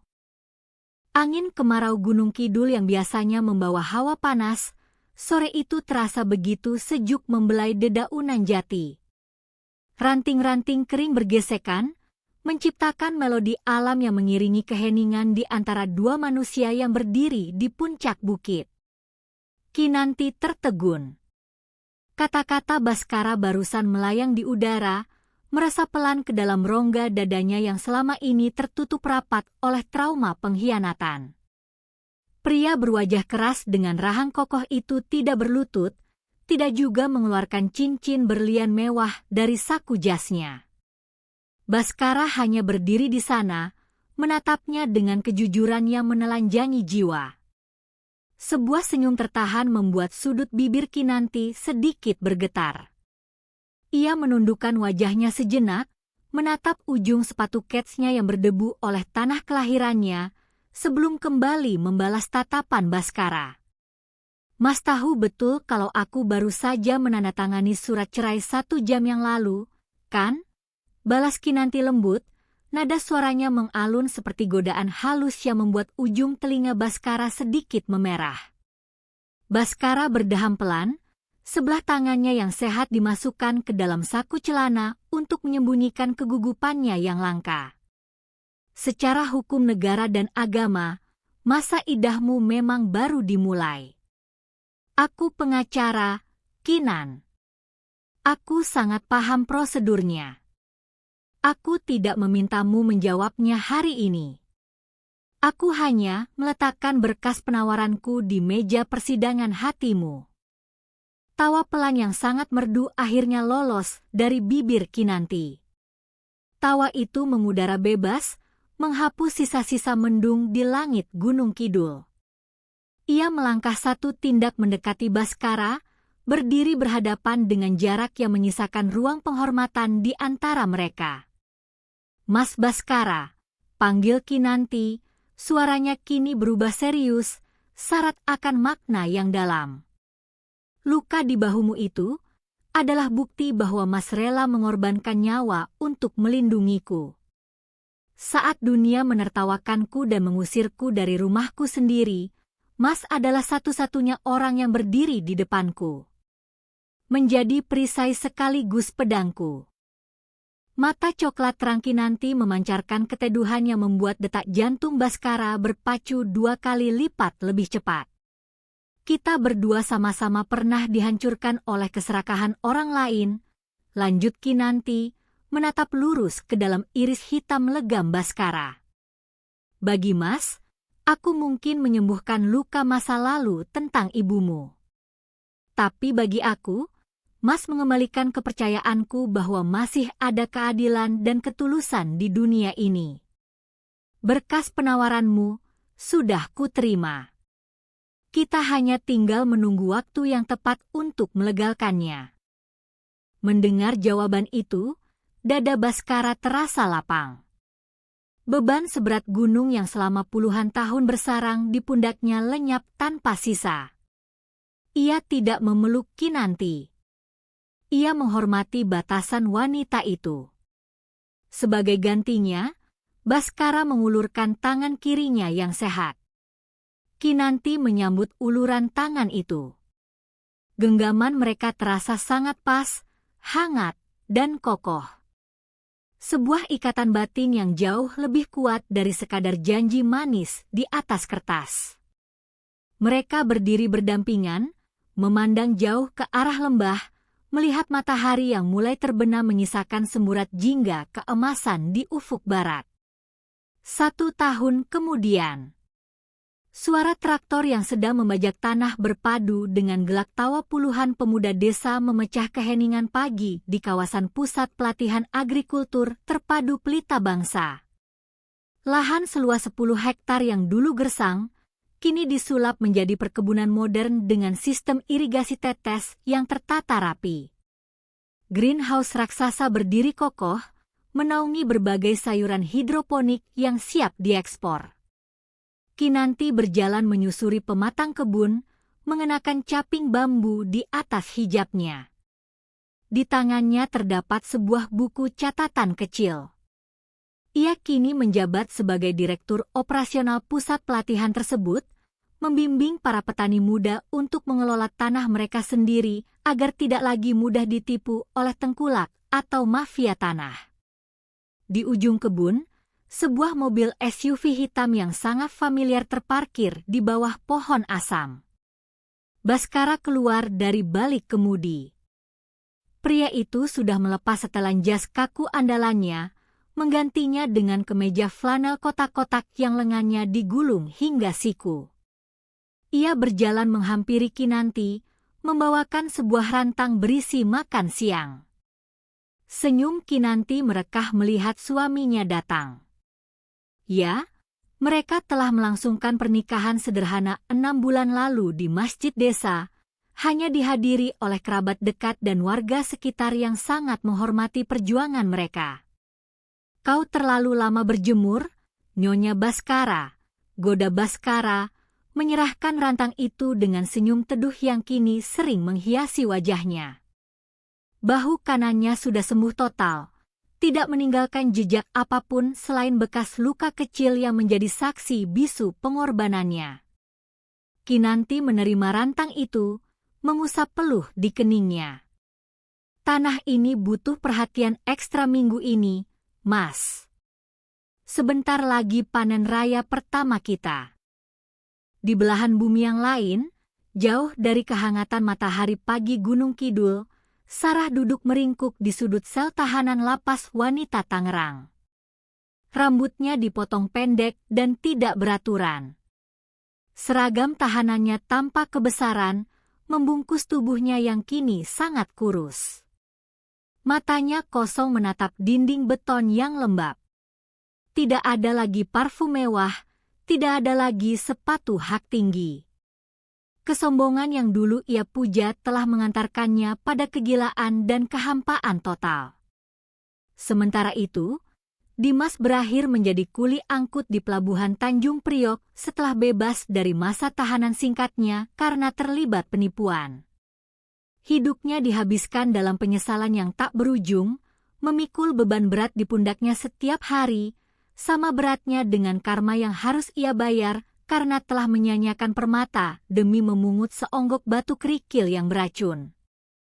Kinanti dan Baskara duduk di sebuah dipan bambu di pinggir kebun, menyantap makan siang mereka dalam keheningan yang nyaman. Alam selalu memiliki cara yang sangat adil dalam menyeimbangkan neracanya.